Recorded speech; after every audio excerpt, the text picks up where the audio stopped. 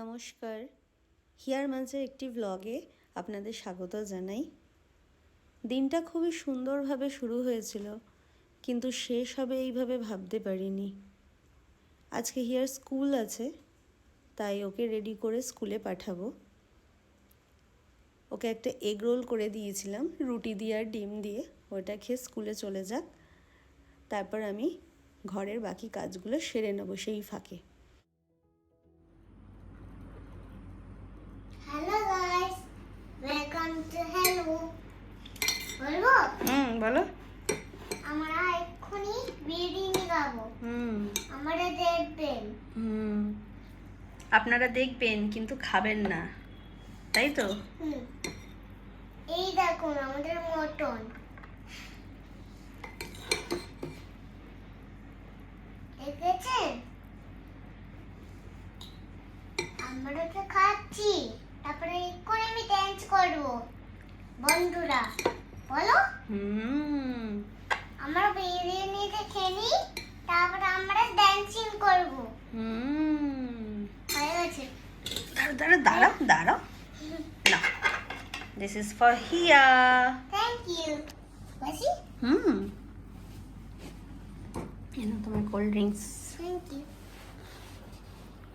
খা। ফোনটা কোথায়? আজকে আসলে ওর বাবা 2 প্যাকেট বিরিয়ানি পাঠিয়ে দিয়েছে আমাদের জন্য, তাই রান্নার ঝামেলা ছিল না। দেখলেন কিরকম পাকা পাকা কথা বলছে, শুনে আমরা হেসে কুটোপুটি খাচ্ছিলাম। এদিকে নীলুমানি এসে গেছে আজকে 25শে বৈশাখ রবীন্দ্র জয়ন্তীর জন্য সাজগোজ করাতে।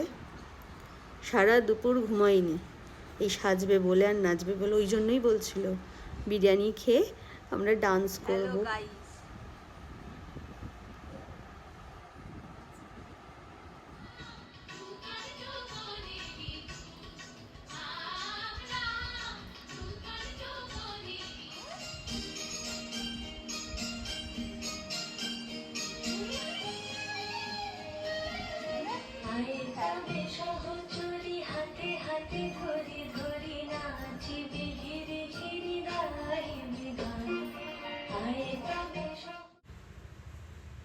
ও কিন্তু নাচ শেখে না, ও কিন্তু নিজে নিজেই এই নাচগুলো করেছে।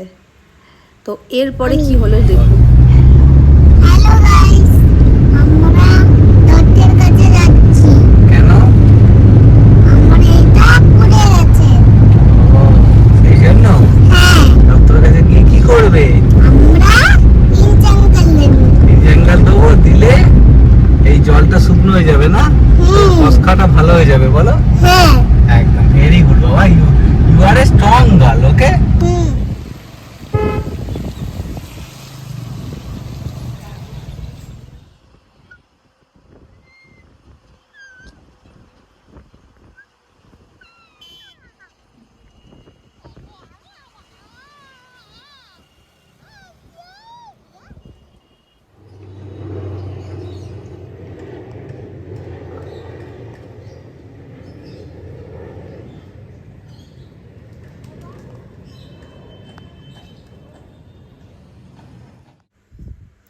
দেখলেন কি সাংঘাতিকভাবে হাতটা পুড়েছে।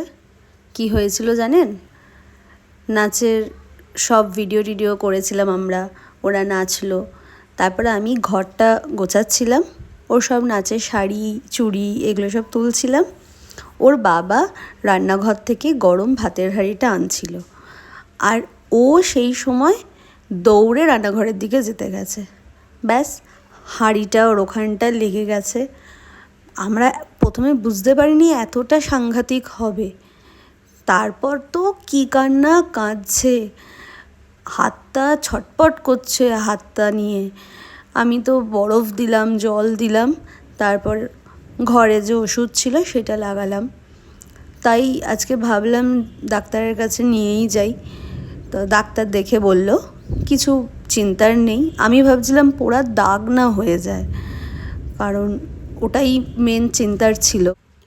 আমাদের এই ডক্টর স্যার খুবই ভালো, আমরা খুব লাকিলি এনাকে পেয়েছি। একবার এনাকে দেখালে হিয়ার সব সমস্যা সমাধান করে দেন। খুব ভালো ডক্টর, ডক্টর তাপস কর্মকার। ইনি জোড়া মন্দিরে স্বস্তি ক্লিনিকে বসে। ওনাকে একজনের মাধ্যমে হঠাৎ করেই পাই। তো দেখি স্যার আজকে কি বলে দেখে।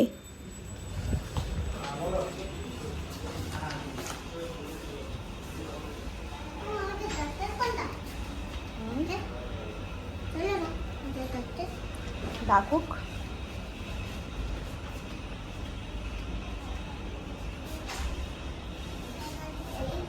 আবার পড়ে যাবি, না, না, আবার পড়ে যাবি, দাঁড়া এখানে যা। না, পরে যাবো না।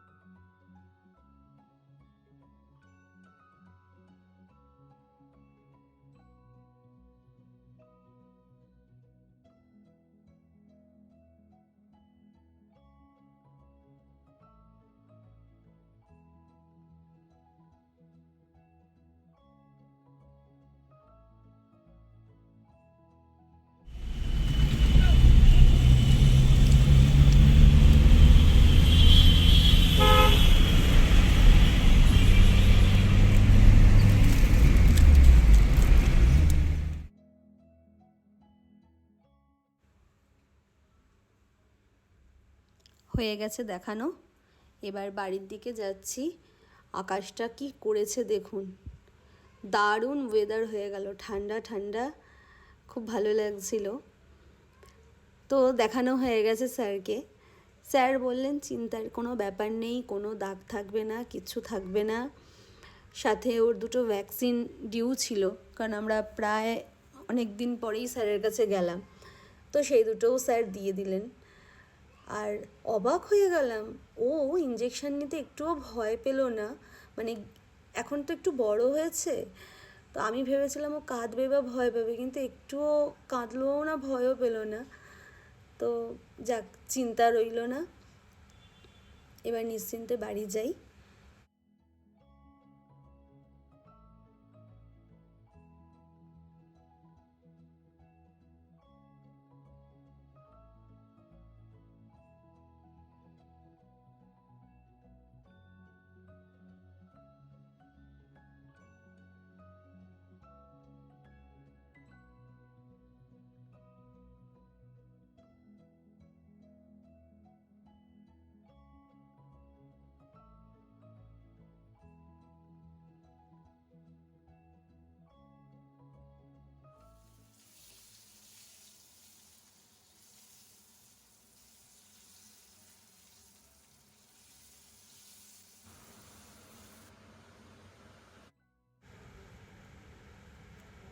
বাড়ি এসেই চট করে আগে ভাতটা বসিয়ে দিলাম। একটু তরকারি ফ্রিজে ছিল, আর আমি ডিম সেদ্ধ করে রেখেই গেছিলাম এসেই ডিম ভাপা করে দেবো বলে, কারণ আমি জানি স্যারের কাছে গেলে একটু দেরিই হয় আসতে, তো এটা খুব ইজিলি হয়ে যাবে, তার জন্যই ভেবে রেখেছিলাম। তো একটুখানি পেঁয়াজ টমেটো তেলে ভেজে ডিমগুলোকেও একটু নেড়ে আমি রেডিমেড যে সর্ষে পাউডার পাওয়া যায় সেইটা দিয়ে একটু ফুটিয়ে নিলেই হয়ে যায়, খুব তাড়াতাড়ি হয়ে যায়, তাই জন্য এটা করে দিলাম।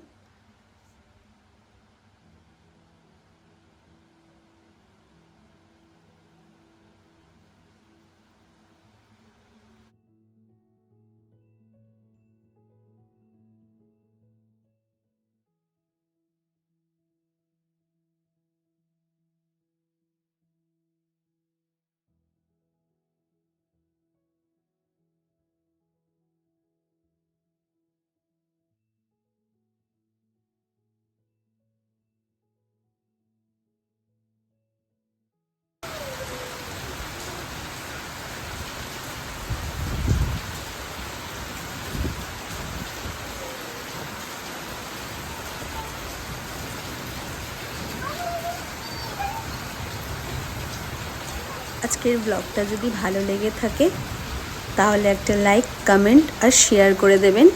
আর আমার চ্যানেলটাকে সাবস্ক্রাইব করতে ভুলবেন না।